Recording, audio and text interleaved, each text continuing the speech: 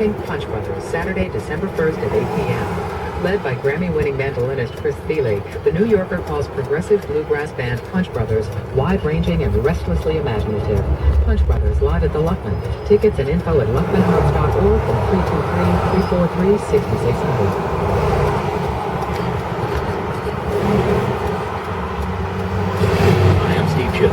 KCRW is not just about the headline, it is about the story. Every day our news department reports on it, but more importantly, our job is to tell you why it happened, with intelligence and integrity. The stories develop, we're going to give you a deeper look starting on Morning Edition, continuing throughout the day with To the Point, All Things Considered, and Which Way LA. You can also find us around the clock on our 24-hour news stream, KCRW News, daily on 89.9 and at KCRW.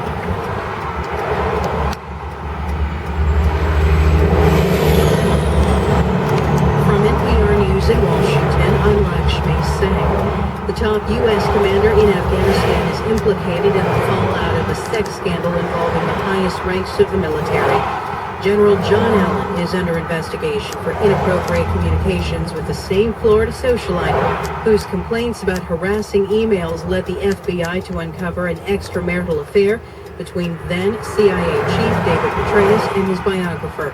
Now General Allen's nomination to lead U.S. and NATO forces in Europe is on hold, as Terry Schultz reports from Brussels.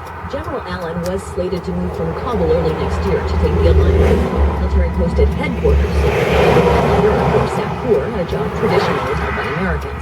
Allies approved his nomination immediately last month, and NATO Chief Underscore Rasmussen welcomed the White House's choice of the four-star general. I have been impressed by his leadership, determination, and commitment. Now NATO's referring all questions about Allen's current status and his future to the Pentagon.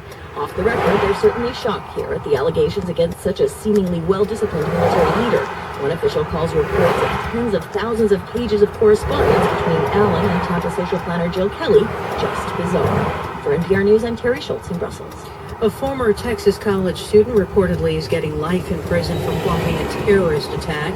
The Associated Press reports that Khalid Aliyem Al-Dawsara was sentenced today in Amarillo 5 months after he was convicted of attempting to use a weapon of mass destruction. Prosecutors say he researched possible targets, including the Dallas home of former President George W. Bush. As recovery continues for communities battered by Hurricane Sandy, a study from the Environmental Protection Agency shows that a Superfund site in Brooklyn, which was flooded during Sandy, has not contaminated surrounding buildings. But as Dan Tucker of member station WNYC explains, not everyone in the neighborhood is convinced. Brooklyn's Watts Canal is smelly, oily, and grayish green. Built in 1869, for decades it served as a byway for gas plants and tanneries to make polluters of it.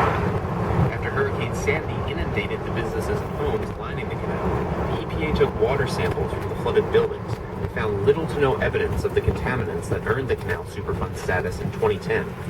Some local business owners, like cinematographer Chris Webb, aren't happy with the assessment.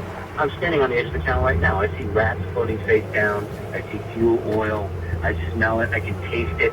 All of that passed through my building. The EPA says bacteria from the floodwater does pose a threat to people's health. For NPR News, I'm Dan Tucker. At last glance of Wall Street's numbers, Dow's up 18 points. It's at 12,833. NASDAQ is down 7 at 2897. S&P 500 up slightly at 1382. This is NPR News.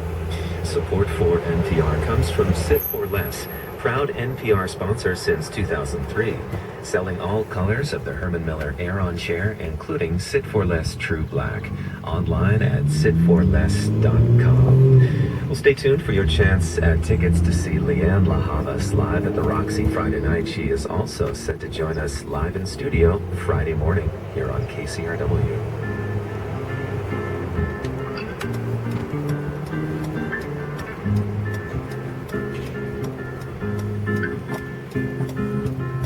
Caught me guilty, taking the pieces of you.